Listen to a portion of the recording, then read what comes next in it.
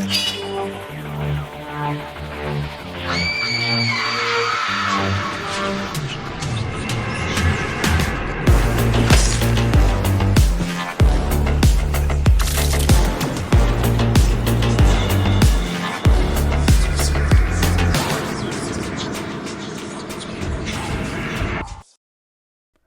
up, guys and ghouls, and welcome to another episode of Fright Mic. I'm Liz. I'm Sam.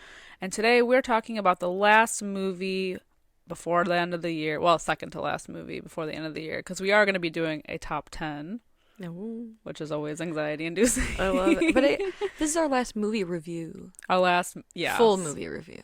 On our theme. Crazy. Sweet Revenge. This was a fun theme. It was a wild way to go out the year. Yeah. And what a last movie to do, too. And we are, of course, going to be talking about The Killing of a Sacred Deer from 2017. I am so excited. Kind of a downer. But you know what? Listen, this is a great movie, despite how messed up it is. It's somehow oddly comforting. I know. And I don't know why. I don't know either. And I don't, like, the content is not comforting whatsoever. The whole movie feels off. And from the get-go. Looming, yeah. Before anything even happens in this movie, revenge-wise, it all seems weird. I love that, though. I do, too. It just all feels like you're looking into something that seems normal, but it isn't. It's like a plant that is beautiful, but it's poisonous. Yeah, well, you get like like you said, you get like an inside view of like what you would picture as like, oh, this is like a normal family, but like we're getting their inner conversation, like their inner dialogue. Yeah. And how they communicate with each other and how weird it is. I feel like that's on par for Yorgos. What is his name? Yorgos Lanthimos, the director. He also did Dogtooth and The Lobster, also starring Colin Farrell. Yes. I think that came out prior to this. It's also, like, The Lobster is also, the dialogue is like this. It's like a very specific, cold style of dialogue. Almost like monotone in a way. Luke hated it. This movie? Yeah, The Lobster. Oh. Yeah, my husband hated that movie. I've never seen that one. I liked it. I liked it. Dogtooth is a movie that I started, got about halfway through, and then I think I had to go somewhere where I turned it off, and then I never picked it back up. But I think it's still on Tubi. I think I have to finish that. I started that a while ago too, and it's just a movie for some reason I've just never went back to. Interesting. But that's a very interesting concept as well.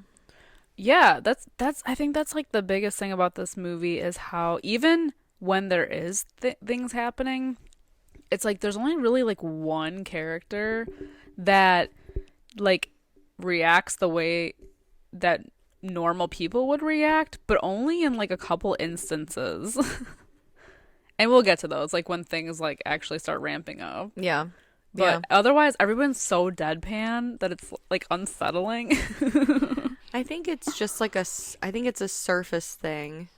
I don't know if I'm looking too much into it, but it's like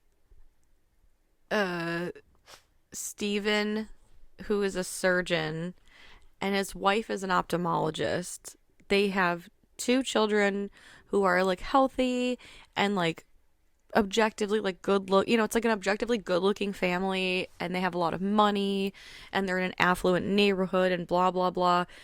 But it's like, so they look on the outside like perfect and beautiful, like but then like a perfect upper class family, yeah, like cookie cutter almost. But then you like zoom in, and like that first dinner scene is like they're all kind of awkward, and Steven wants his son Bob to cut his hair, but he doesn't want to. And then Kim, the daughter, is like, well, what about my hair? And the mom's like, you all have beautiful hair. It's like they're just talking about, it's like they're talking no at substance. Each other.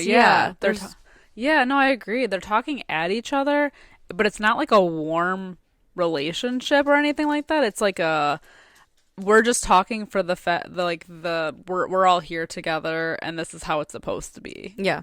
Exactly. Not like a a loving family dynamic. Mm-hmm. Like, this is how it's gonna be. You're the daughter who is in choir, and you need to be doing this to, hone on your skills, and you're the son, and you need to be doing this, and this is how you need to be working on things Right. and doing things. It just is very cold. And the way that like Nicole Kidman, like, so it's Nicole Kidman and Colin Farrell, they're like the married couple. The way that she's like, always standing by the fact that he's a doctor and or a surgeon, and like what he does is like the most important thing. Like when they go to that dinner party together, and she's like, we need to go early because you have surgery tomorrow, and she mentions that like a couple times during the movie because like that's the priority. But it's interesting too, like she's an ophthalmologist. Yeah. And they have a disagreement towards the middle of the movie about how to go forth handling their kids. And she says something like, well, I think it's like is it a neurological disorder? It's some kind of like, essentially, she's like, it's just a behavioral disorder because for all intents and purposes, these children are healthy. And he's like, hey, if I got a cataract in my eye and I want to figure out how to deal with that, like, I'll come to you. But I'm the professional here. You don't fucking belong here. So as far as I'm concerned, this is how we're going to handle it. So like, he's like demeaning of her, and she puts him on like a pedestal. Yeah. But like, she's also like a doctor. Right. So it's but just he doesn't crazy. see her as that. Right. Well, and also it's interesting too. I don't know if this is like touching on like just based on like the title of the movie, Killing of a Sacred Deer, coming from like a mythology story. Was it like a Greek mythology story? I don't know if this is like touching on like if I'm looking again too much into it about like a god complex with Stephen, but it's mentioned. It's interesting that it's mentioned like I think twice in this movie, but it's like an opposite quote. So the first time we hear this quote is Stephen and Anna, so it's Nicole Kidman and Colin Farrell, are talking outside of the hospital after, things have happened. And she's asking him questions about a patient of his and whether or not, like, he was drinking, which led to the patient dying. So there's a history. And he says, surgeons can't kill patients. An anesthesiologist can kill a patient, but a surgeon never can. So for instance, an anesthesiologist can make mistakes that lead to a patient's death, but a surgeon never can. And then his anesthesiologist, who he has like a relationship with, like a friendly relationship with, he's talking to Anna later on, I think when they're at the diner, and he says something like, anesthesiologists can't kill people, surgeons can, but anesthesiologists can never kill patients. So it's like these like doctors, anesthesiologists, surgeons or whatever, I think they have like this weird god complex, as if like, no, I'm not responsible. The other people around me can be responsible, but like, no, there's no way it's my it's my fault. Right. I think Stephen Colin Farrell's character has that this entire movie. Yeah. Up until the end. Like he never wavers from that thought. Well, you want to know something? So this movie is this is neither of our first time watching this movie. No. Okay.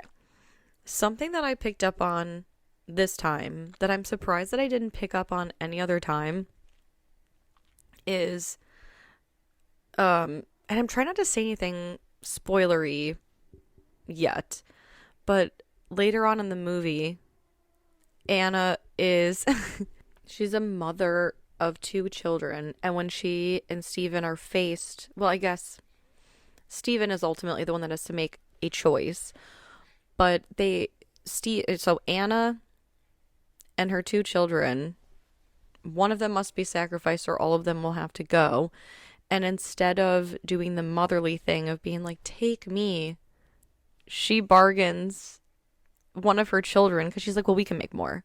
Yeah. And I never realized that, like, the coldness just from like a parent's perspective until this viewing, where I was like, the fact that There's no heart in this movie. No. At all. There's no heart in the beginning. Actually, there is a heart in the beginning. Well, an actual heart being operated and on. that's the only heart that is in this movie. It's true. There's no other heart like within the characters. They're very like, what's the word for it? The way that they think is very like methodical almost. Sure. Like the way that a surgeon would think about something. Mm-hmm. Yeah, it's just like a really strange thing. Yeah. It's interesting though. And all the, like, I know we've said this before, but all the dialogue in this movie is so rushed and weird, and it's just unnatural because it's so like monotone but fast. Mm-hmm. Like in the very beginning, Stephen and his anesthesiologist are coming out of open heart surgery, and after they like clean themselves off and throw their shit away, whatever, they're walking down the hallway and they just have this bland conversation about a watch. He's like, I like your watch. How many, is it water resistant? Yeah, up to 200 meters. That's cool. I have a watch too. Mine is also water resistant, only up to 100 meters. I've had it for 10 years. I should probably get it replaced, And it's just like, it's that the whole time. Yeah, like the small talk just to talk. Yeah. Like, Bob, Bob, you need to water the flowers. I don't want to water the flowers. I want to walk the dog. Well, Kim's going to walk the dog because Kim's older than you. Well, can't I do both? No, you're not. You're too young to walk the dog. You should do this. All right, fine.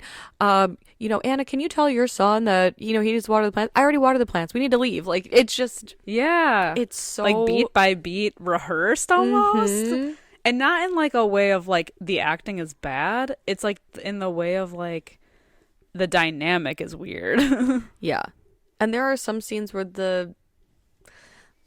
I don't know, I think this whole movie is just unsettling. Yeah.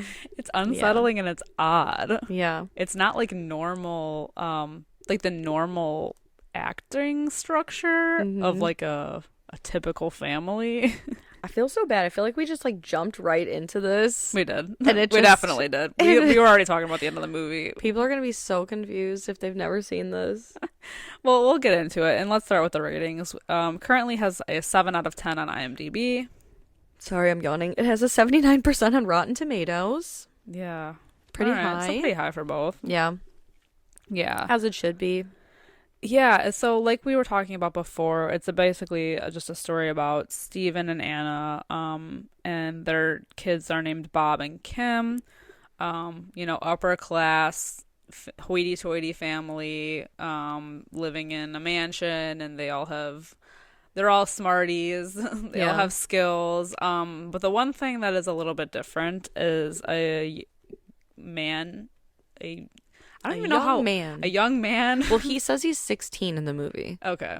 He looks older, but well, whatever. he's actually 24. Oh, so that explains it. Look at that. Yeah, a young man named Martin who kind of like looks to Steven almost as like in the beginning seemingly as like a mentor because even though Steven is a doctor or a surgeon in this hospital, he takes time out of his almost like week basically to meet up with Martin. They get lunch together at a diner, they take walks together, they kind of chit chat about things.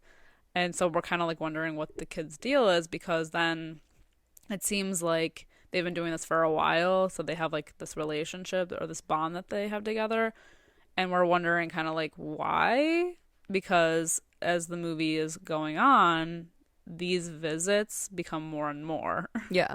Like when at the beginning of the movie when they first meet, they're walking, I don't even know where, it looks like some dock or something, and Stephen gives Martin the gift of the really nice watch that the anesthesiologist was wearing. And the second time we see Martin, he visits Stephen unannounced and unexpectedly at the hospital just to say like, oh, I'm a leather watch band kind of guy, and I just wanted to show you that I've replaced the band. And Stephen is just like, well, you know the rules. Like, you need to call me before you just show up. Like, what if I was in surgery or had a meeting or whatever? And then he feels bad. So he's like, well, show me the band. Like, it's nice. But yeah, Martin just keeps increasingly appears. creeping his way into his life. Mm-hmm. And we do get like a little bit of a backstory is that Martin's father has passed away. And so Steven, at this point, it feels bad for him. So he is kind of like, yeah, I don't mind hanging out with this this kid. And at first, it's very confusing because Stephen and Anna, at one point, they go to like a gala where Stephen gives like a speech and someone offers to get Stephen a drink, to which Anna replies, no, he hasn't had a drink in 3 years. He doesn't do that. And so it's interesting. I just point that out because it's going to be something that keeps coming up is his drinking. But when we first hear any details of Martin's parents passing is Anna's asking him like, oh, how did the boy's dad die? And Steven says, oh, he died in a car accident. Mm-hmm.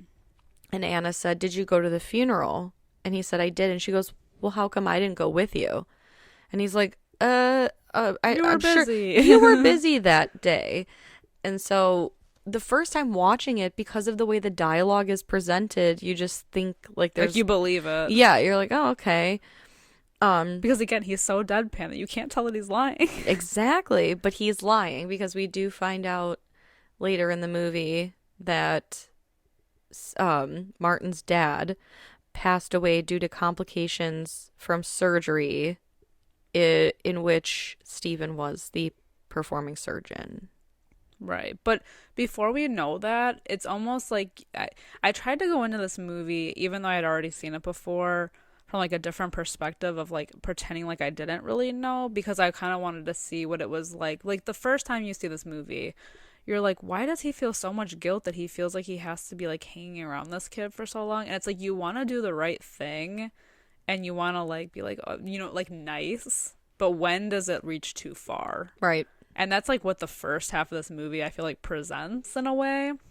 Like you think, oh, like Steven is like a good person because he's, becoming this mentor to this kid who seems like a little lost and is obviously like going through something.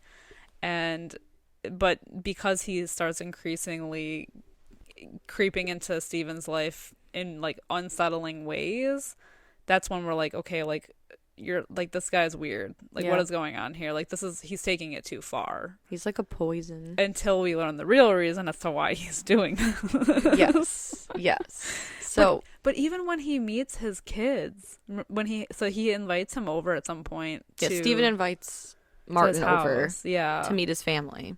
But even the conversations that they have, like he has with his kids, is strange. Like the way that Bob is like, "Do you have armpit hair? I want to see it." Like the way that his daughter's like, "I'm menstruating. I just started."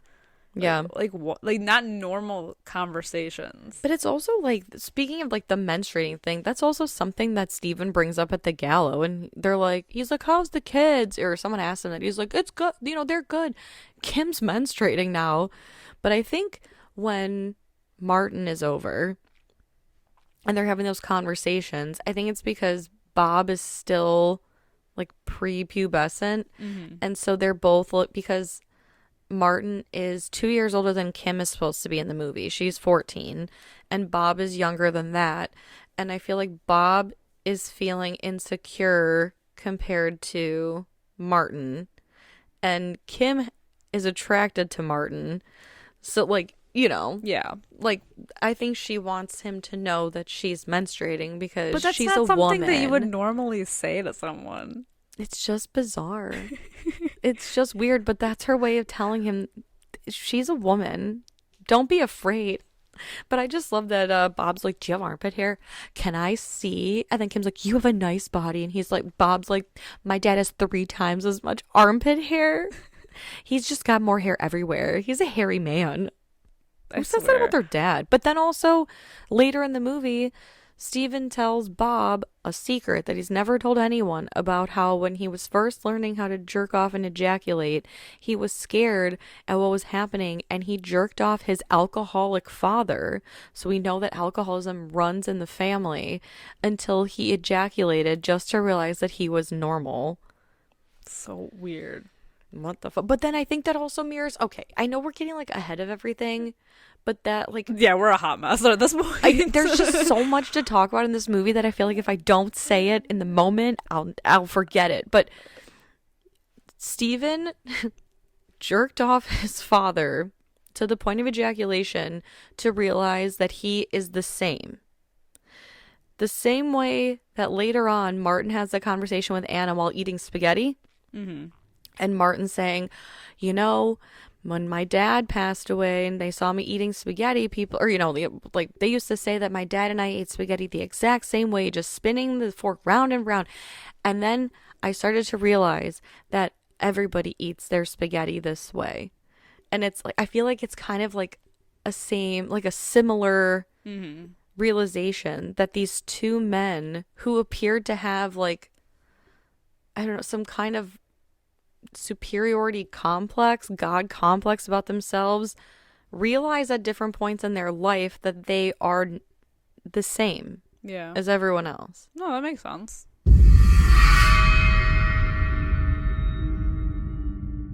Hey creeps, looking for more frightfully good content? Head over to our Patreon at patreon.com/Fright Mic podcast to help support the show.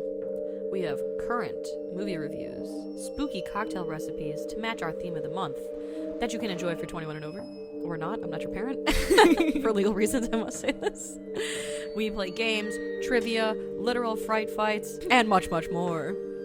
If you head over to patreon.com/Fright Mic podcast. Again, patreon.com/Fright Mic podcast. You can find everything over there. And again, it is a great way to support the show. We greatly appreciate it. And we love you guys. Bye. Bye.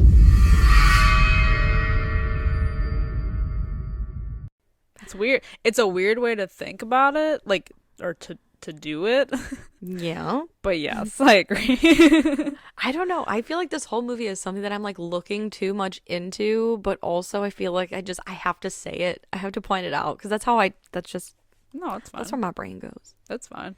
I just feel like if anyone has never seen this movie, they're gonna be like, "What the fuck are they talking about?" Yeah. But honestly, it is easier if you've seen. Well, I don't even know if it's easier because I feel like this movie is No, I think interesting yet difficult to kind of talk about because there's so much that can be interpreted from it. Mm-hmm. But I think that's why it pays to have seen this before because then you'll at least know kind of the things we're talking about. I think multiple viewings is what's needed. Yeah. But this is like a pretty dark movie, so I don't know if a lot of people that do like it will give it a second chance, you know? I think they ought to.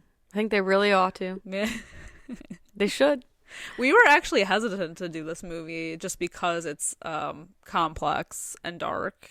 Yeah. I mean, and that's not usually something that we stray away from necessarily, like darker movies, but it's just really complex. Well, the ideas are. I think at the core, the story is simple, right? Mm-hmm. Like, a man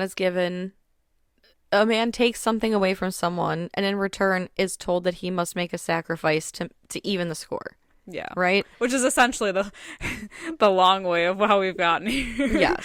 We've taken the long way. That's the movie. It's just the way that it's done is it's just presented. So wonderful and complex, and it's heavy. Like the ending of the movie, I will never forget the first time I watched this and just how much I was holding my breath the whole fucking time. Oh yeah, it's tense as hell. Oh my god. I think this movie is actually similar in the way that it's set up to the movie that we covered last week, Mandy. And I believe I also said this last week. It's a simple enough story that we've seen before, but the way that we get through it, the journey to get through it, is what makes it different. Yes.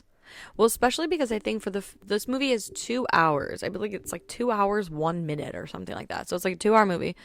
And it's really like, I feel like the halfway point of the movie, maybe a little less than halfway, we get to like the meat and potatoes of the story. Because we do see like after Martin meets the kids, then Kim, her and Martin go for a walk. And she stands by a tree and sings Burn by Ellie Goulding because she's in choir.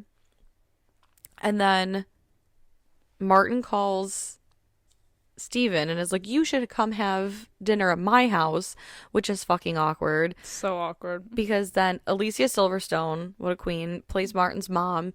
They eat dinner and then he says, let's watch a movie. Let's watch Groundhog Day. It's my dad's favorite movie. He excuses himself in the middle of the movie because he's quote unquote tired, to which Martin's mom then comes on to Steven by talking about his hands and how he's not allowed to leave unless she eats or he eats her tart, which is There's no like, euphemism. She yeah, actually made a she tart. made a tart, but also because she starts like kissing his hands and like sucking on his hand, whatever. Yeah, like she's seducing him. Yeah. And then I think because of the rejection, so like shortly after this, Bob wakes up and he's like, I can't feel my legs, I can't move them, they're numb. And when he has tests done, they like poke the bottoms of his like feet and his toes and he can feel things. And then he walks out of the hospital almost all the way out of the hospital just fine until he collapses out of nowhere.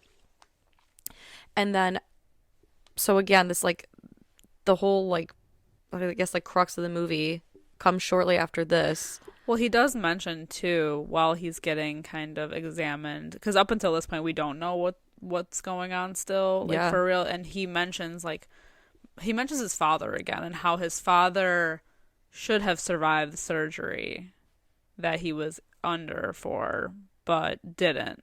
And so now we're kind of clued into like, okay, wait, Yeah, oh yeah. what do you mean? I forgot about that. Yeah, Martin shows up at the hospital and is complaining of chest pains. Mm-hmm. And yeah, you're right, because Steven's like, no, you're perfectly fine. And he's like, well, I don't know about that, because my dad, he wasn't a smoker, and he swam nearly every day, and he ate healthy, a healthy diet, and he should have survived that surgery. And he's like, but me, I mean, I don't know. Like, I heard heart stuff's genetic, and like, I'm Like a smoker. he's and already messing with him. yeah. At this Oh point. my god. Like he's already like he already knows, man. It's all set in motion at this point. Shit's intense. Well, and then like we also are seeing the relationship develop kind of sort of between Kim and Martin, because one day Kim comes home and tells her dad that Martin dropped her off on the back of the motorcycle. Don't worry, she was wearing a helmet. And then when Bob is like then put into the hospital, they're riding around at night, Kim and Martin on the motorcycle, helmetless, those hooligans. Youths. Youths. But then shortly after, we see Kim at choir practice, and she faints. And now both of the children are in the hospital. And I believe before Kim's in the hospital is when they have that lunch, right? Mm-hmm. Because he goes to visit. So Martin goes to visit Bob Mm-hmm. in the hospital before Kim is in the hospital. And he tells Steven, he's like, meet me in the cafeteria upstairs. Oh, yeah. Don't be late. Because they've been doing tests on these kids. You know what? It started with Bob with the numb legs, and now it's with Kim. And there's seemingly nothing physically wrong with them. So this is like Steven is just kind of having his moment, his breakdown of like, what is going on with these kids? Like, are they faking it? Like, what is happening? And typical like, I want an answer kind of reaction. And this is, once both kids are in the hospital is when Martin comes to the hospital as well and pulls them aside and says, you need to meet me in the cafeteria right now. And that's when he breaks it down to him that he has to choose one of his family members to kill, basically like a life for a life, because he killed his father, and basically they're all going to slowly get more and more sick until they are dead unless he makes a decision. Yeah. And the death's going to come, it's going to happen in 4 stages. The first stage is the loss of the loss of like using the limbs. What do they call it? Like paralysis. Yes, paralysis of the limbs. Second would be loss of appetite to the point of starvation. The third phase is bleeding out of the eyes, and then he does say shortly after we've reached the bleeding of the out of the eyes phase, death is short to follow. So he's only got a few days to do it because it's going to happen fast. Yeah. And then when he goes back in the room and Bob refuses to eat those he's in like denial. donuts, yeah, he's I freaked out. feel like he hit all of the stages of grief in this like long extended scene. He was angry about the kids, and now this is like his denial. Yeah. And then there's like the bargaining at some point. It's like all of this, all the things that are out of your control. When this life that he had was so controlled every single thing about his life was controlled, and Mm-hmm. how he was the one controlling it. And this Martin is the piece in his life that has like completely turned it upside down. And it's interesting too because then at a certain point in the movie when both kids are in the hospital, Kim has her cell phone still and their mom Anna is with them visiting and Kim's bed's by the window and she gets a call and at first, I mean, we know it's Martin, but Anna doesn't exactly know that yet. And Kim's like, "You're here. Wait, no." And like you can assume that he says like, "Go to the window and wave at me." And she's like, "Well, that's impossible." And then she's like, "All right, fine." And you assume Martin tells her like, "Get up and try." And so the entire time Kim is on the phone with Martin, she is able to get up out of the bed using her legs, walk to the window and wave. And she's like, "I'm waving. Do you see me? Do you see me?" Anna comes to the window. We don't see Martin. And she's like, "All right, I'm going to get back in bed now." And the second they hang up, she loses Yeah, like the what do you loss think of her that's limbs. about? I don't know if it's some like devil pact or what the fuck this Is is. it a god complex? I don't know. I don't know what it is. It's clearly some supernatural fucking Thing thingamajig. Because then, of course, Bob, watching his older sister do something, tries he's to like, get up "Wait and a he minute." can't. He can't. Yeah, He can't do it.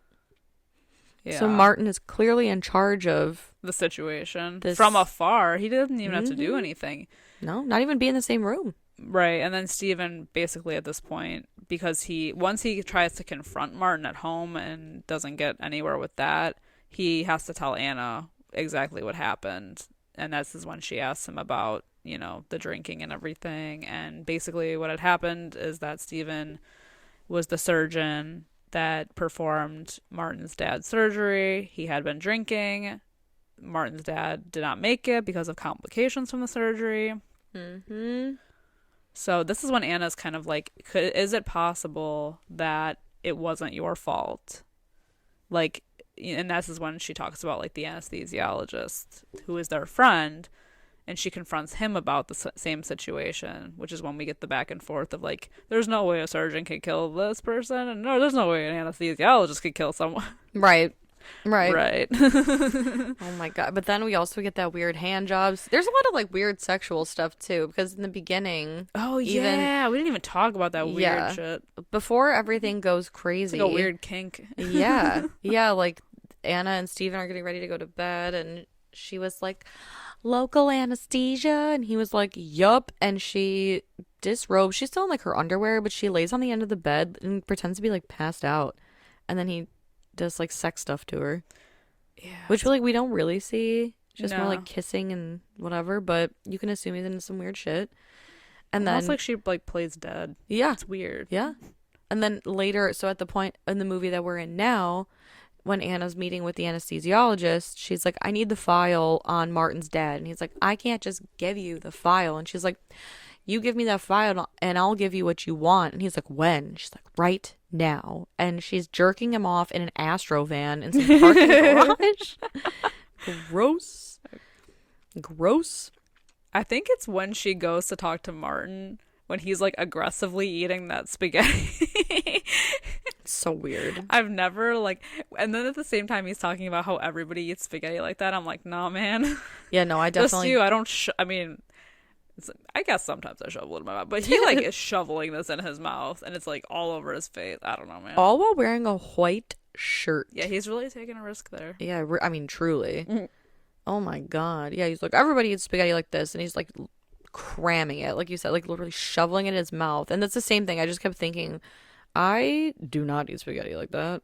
Right. And she's so calm. Like you can like feel the rage because, she's trying to basically like plead for their situation. Not even Steven. It's like she's already given up on Steven. She's like, why, I get that you're mad at Steven for doing this to you, but why would you take it out on me and my children? And he's like, it's justice. Yeah, he's like, I know it doesn't seem fair, but it's all I can think of. But also on the flip side of that, she's saying, I know, if this is my husband's fault, what does that have to do with my children or I? At the same time, Martin, what does any of this, it's like somebody killed his dad, Right. and that affects His life. his life. So it's kind of like the opposite. Right. Does that make sense? Yeah. It's like the argument can be made both ways Yeah. of like, okay, what does my husband doing anything have to do with like me or my children? Well, it's the same way. What does like his dad, going into surgery have to do with anything? Well, he died. Steven killed him. I don't know. It's You know what again, I'm trying to say. it goes back to the superiority complex. Yeah, I think exactly. in a way too. I think Yeah. she has it as well. I think Kim also is like being a little twat too, because Oh, yeah. several times she challenges her mom. I think because she says that she's in love with Martin. She even like at one point in the movie earlier on when she still has control of her legs, she strips down into her underwear and lays on the bed, kind of Just like- similar to her mom. Yeah, it's weird. Yeah, but then What Martin is doesn't that want all anything to about? do with it. Like, what is that all about? I don't know, man. It's weird. But yeah, she like her after the whole stunt with the window, Anna takes away Kim's phone because Kim says fuck you under her breath. Later in the movie, Anna slaps Kim across the face.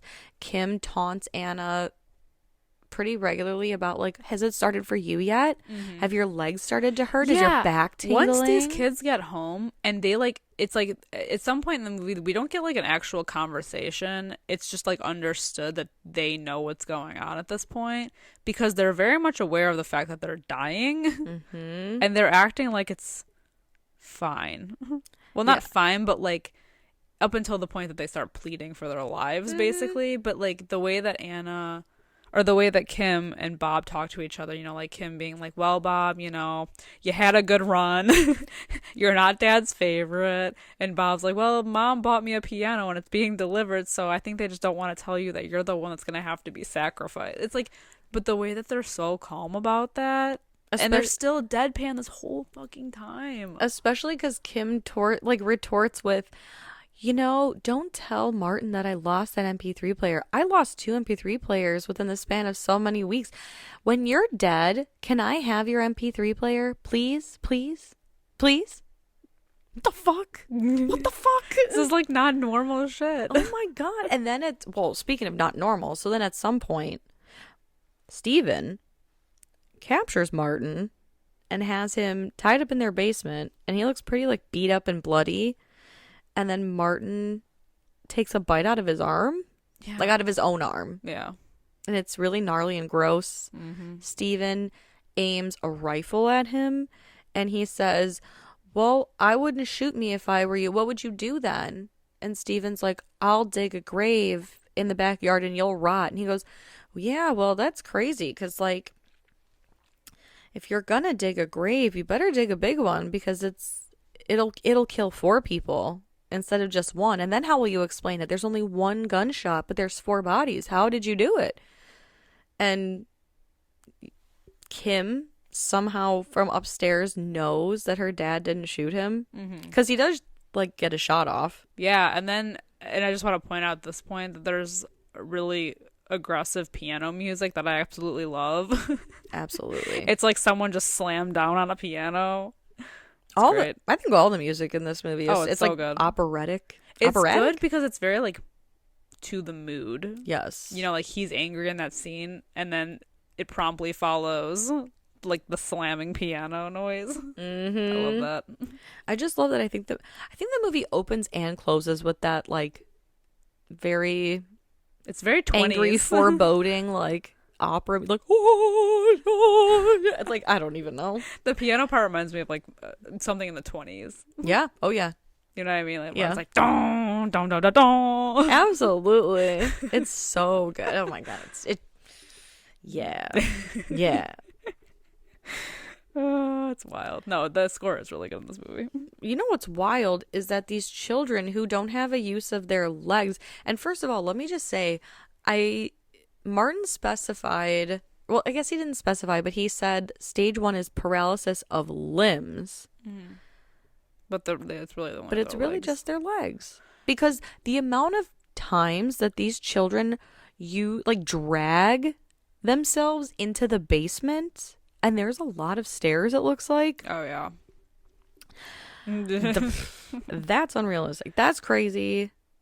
That's wild. I feel like it gets really dark at this point. If it's not already dark, it's gotten darker because now that they all kind of realize what's happening, like really happening, like it's confirmed, like they're all going downhill, is when the kids start doing things to try to appease Steven because they know that he has to make a choice. So like Bob in the beginning of the movie was told he had to cut his hair and he hadn't done that, and it made Steven angry. Well, now he goes into he literally drags himself into the bathroom and physically cuts his own hair and goes to show Steven, like, hey, look, Dad, I finally cut my hair. I should have listened to you before. And oh, by the way, I want to be a cardiologist just like you. Not an ophthalmologist like Mom. Right. Like the whole, I'm going to try to suck up to you so that I'm the one that you want to keep around. Yeah. They all do this. They all do it at some point. Because then Kim is next. She drags herself into the basement to visit Martin and gives him a cigarette and lights it while he's tied up and says, everyone's asleep now. We can run away together. You just have to fix my legs so they work.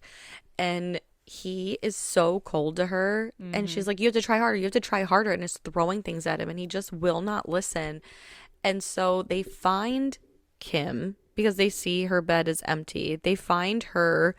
God only knows how far into the neighborhood she's dragged herself. And while they're cleaning up her. Right. And while they're cleaning up her like bloody legs and knees, she's telling her dad, I understand that, you brought me into this world and it's only you that should feel the right to take me out. And I just hope that you remember when you're looking at my lifeless body that I did this for you and how much I love you. And yeah, trying to bargain with him that way by guilting him. And then Anna, I've already mentioned, they go to bed that one night and she's like cuddling up to him and she's like, we can always we're have not kid. that old. Yeah, we could always have another kid naturally, or if not, if natural's out, then by surrogate or IVF. But we could have another kid. But you need me for that, right? Mm-hmm. I'm part of this equation too. Right. But he even goes so far as to go to the kids' school to talk to their principal about like what different skills each kid has. And then by the end of it, he's like straight up just asks him like, but which one do you think is better? If you had to choose between the two, who would you say is the best? So strange. And I like the fact that it gets that far. Yeah, I like that even the principal's like, ooh, yeah, I don't know. That's a toughie. I don't know. I couldn't tell you. Yeah, I don't know. Yeah. They do mention, though, that Kim got an A+ for writing an outstanding paper on Iphigenia. Am I saying that right? Iphigenia? Yeah. Which is the myth that stems from the title of this movie, The Killing of a Sacred Deer. Which, for those of you who don't know, brief synopsis of that story is that I'm going to do this quick. I think King Agamemnon accidentally killed a sacred deer that belonged to Artemis, who I think is a goddess, right? And she's like, oof, boy, that is not good. Let me tell you what, you will never make it to Troy unless you kill your daughter. And that's the story. That's that on kind that. of, right? Right? That's the story. I think I told that story correctly. I think that's it. That's fine. And if not, it sounded the same good. idea here, though. Yeah, it's the same thing. And now, and then, like, while he's gone, Anna moves on to pleading with Martin and trying to appease him about everything. She like kisses his feet. She's dressing his wounds, kissing his feet, as if he was Jesus. Yeah. Because now he's the one with all the power. They're the people who are helpless. Now, how do you feel about when Steven's at the school? Did you notice the upside down cross on the desk? No. So there's a cross on the wall. Mm-hmm. So they must go to some sort of like religious school. Mm-hmm. And the way that the principal is sitting, it would be the principal's right side. So when you're looking at the screen and we're looking at him, it's on the left side of the desk. Mm-hmm. So if you were the principal sitting there, the cross would be right side up. But Steven, the way he's looking at it, the cross is upside down. Maybe it's to signify that his life is upside down. And he's fucked and it's some demon shit. It's some devil shit. He's losing control. Yeah. Yeah, exactly. There's a power struggle here for sure. But then this movie reaches a climax because Bob's little eyeballs start to bleed. You know what's And interesting is that Anna and Steven don't show any symptoms. You know, like no. he says that this all happens really quickly, and it seems like the way that Bob, because Bob was the first one to kind of start going downhill. It seemed like Anna followed not too long after. Oh, So, Kim. or sorry, Kim. I feel like I keep on saying that. I know. They're interchangeable to me. But yeah, so Kim was like right after, and then, but it's been like days. Mm-hmm. I mean, it feels like it's been days, and Anna is showing no signs at all. No. And neither is Steven. But Steven won't. Steven won't because he's the one that has to make the choice. Exactly. But I was going to ask you about that at the end, why you think that Anna never showed any symptoms or signs. I mean, I guess it could just be that there wasn't enough time, but in some way I kind of think that he was just trying to mess with him and she never had the poison or whatever it was Sure. that the kids had. Yeah. That's true. He brought that weird lemonade. And I don't know if any of them drank it. Remember his Yeah, he was in like, the my mom hospital. makes the best lemonade. Yeah. He brings it to their house. Because I think that's like he's toying with him and that's what he wanted to do from the beginning, it feels like. I don't know. Yeah. There's a plan here. Maybe create that family divide because Kim was like, do your legs start to tingle? And obviously it pisses off Anna because I'm sure it's shitty that her daughter's talking to her like that, but it also is terrifying to her too that at any moment her thing, her shit like could go everything south. could be gone. Yeah. But the fact that it doesn't is interesting. Mm-hmm. But so Bob's eyes start bleeding. You know what that means? It's go time. Unfortunately, he cannot put this choice off any longer. And so he does the only logical thing. Logical, yes. Interesting way. He brings them all into their living room, sits them in chairs, ties them up, and puts a pillowcase over their head. This scene gave me the same feeling as the scene in the Belko experiment when they're lining everybody up against the wall. I hate or that. the same feeling in like the Crazies remake when with the pitchfork in the hospital bed. Yup. The impending doom. The like you know what's gonna happen, but you gotta sit there and wait for it to happen feeling. Oh. So his master plan is to load a rifle and blindfold himself and then just spin in a circle and randomly shoot, and whoever he hits is who he's going to choose. And it is so intense because the first shot goes off, but it like misses. It hits like a lamp or something. And then the second shot goes off and it goes right over Anna's head behind her. And then the third shot hits poor Bob. Yeah. Oh, it's sad. Yeah. It's so sad. Yeah. And then we get the final shot of the movie, which is Anna, Kim, and Steven at the Blue Jay Diner that he used to meet Martin at. And they're eating, and Martin comes in, and nobody looks at him, and he sits behind them at like the bar, and Kim makes eye contact with him, and he makes eye contact with her, and she eats her fries first, which if you remember in the beginning of the movie, Martin says that he eats his fries last because he likes to save the best for last. So I don't know if that's her being like, fuck you, motherfucker, or what. It's just interesting how by the end the roles are reversed. Mm-hmm. And now the whole family kind of like gets up and walks out, and Kim looks at him, and then Anna looks at him, and then she walks out. Steven never looks at him. Nope. And he's just left there all alone. What do you think it means anything? With nothing. Means they're mad. They're going their separate ways. Right. It's almost like they have this thing of like, we'll always have something on each other, you know? Sure. Like, you're responsible, and I know that. Like, you're responsible for my father's death, and I know that. And, I have this over you, and then he has vice versa with what happened with them. But I don't know. It's just interesting. I think it is all about their like superiority Yeah, complexes, I feel. there could be. The dynamic. I mean, I think that's what it is. I can't think of it. I mean, there's so much like potential symbolism in this movie that it's like for me it's like all over the place. You have But I to. think that's like the main message here. Mm-hmm. Yes, to make Don't the get greatest too cocky. sacrifice. Right. Don't ever. You ain't above anybody. Yeah. Absolutely not. Or you're gonna wind up dead. Mm-hmm. You Yeah. can't go to bed, dude. That shit would be redundant. Yeah, this is a wild time. Yeah. Very dark. Very good. But yeah, Somehow, very good. somehow comforting. I think it's the monotone dialogue and the I mean, it's beautifully shot. Oh yeah. It's so beautifully shot. It's well written. The score is fabulous. The colors And are just that's what's so strange about this movie is that it is monotone acting, but yet the acting is still so good. yeah.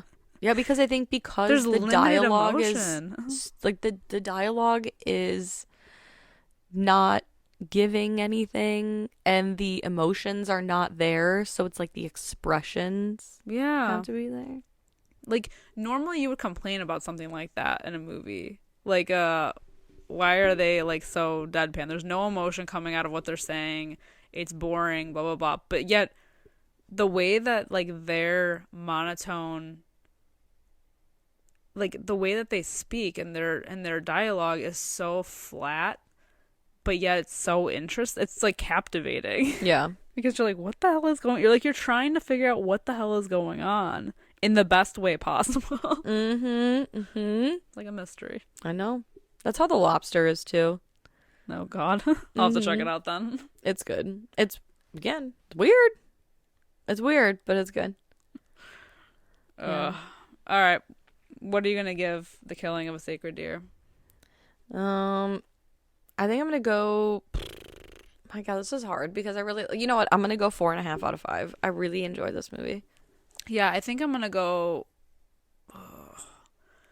I'm struggling between a 4 and a 4.5. I think I'm gonna do like a 4.25. I did the same thing. Out of 5. Because again, it's the argument of like, is it really like 4.5? Like, you can't, like, if you give too many things 4.5, then it loses its potency. But I truly, in my heart, really love this movie and think it's well done. I think it's a 4.5, well deserved. But Yeah. I agree with you. 4.25, also a solid rate. I get where you're coming from. Yeah, and I think too, like, this isn't the type of movie that I would like rewatch all the time. This is like a once every couple of years kind of thing, and that I think that's what happened. Like, I watched it around the time it came out, maybe, or maybe a few years before this, and then rewatched it again for the podcast, of course, and that was like for me enough time in between, and I don't feel like I need to watch it again, like anytime soon. I've put this on to fall asleep a couple Are you serious? Well, you're fucking no wonder you have nightmares. I know. I can't help it. Sometimes they're just, It's just the way. yeah. I just need a quiet movie. Yeah.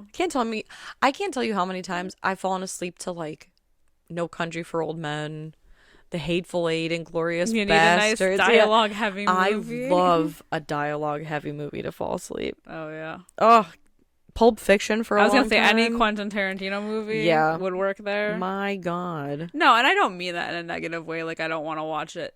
Like No, I get where you're coming from. Yeah, like it's like a It's a heavy movie, but like, and it's like I think that if you give it enough time in between and you go back to it, you notice more. Yeah. I think that's with every movie though, especially movies like this where there's so much going on. Mm-hmm. Like meaning wise, that you can catch something new every time. Now you want to know a movie we were going to do on the podcast that we chose not to do. Mm-hmm. That is a movie very much like that for me, where I can only watch it once every now and then. Is we need to talk about Kevin. Yeah, we were gonna do that earlier this year. We nixed that idea. Yeah, we decided not to, but That's another movie that is actually really well done, but really, really even darker than this one. and really well acted. Oh yeah, Oh man, it hit me hard, man. Yeah. Oh, Very dark, very well acted, intense. That's a movie It goes that places. Yeah. But anyway, maybe that'll be for a future episode. We'll see. If we can muster the courage to watch it again. It's a lot. Yeah. Yeah. But anyway, let us know if you guys have seen The Killing of a Sacred Deer, what you think about it. You can find us on any social media platform you can think of: Facebook, Instagram, Twitter. We're over on TikTok, and hit us up on our Discord at Fright Mic Podcasts. We can talk about the episode after the show, the movie. If you've seen it, we can go chit chat over there. Go ahead and follow us over there. And if you like us, if you want to leave us a 5-star review or a rating wherever you're listening, we would really appreciate that. We can get our name out there for more spooky people like yourselves. So yeah, we would really appreciate that. But until next time, I'm Liz. I'm Sam. Rest in peace.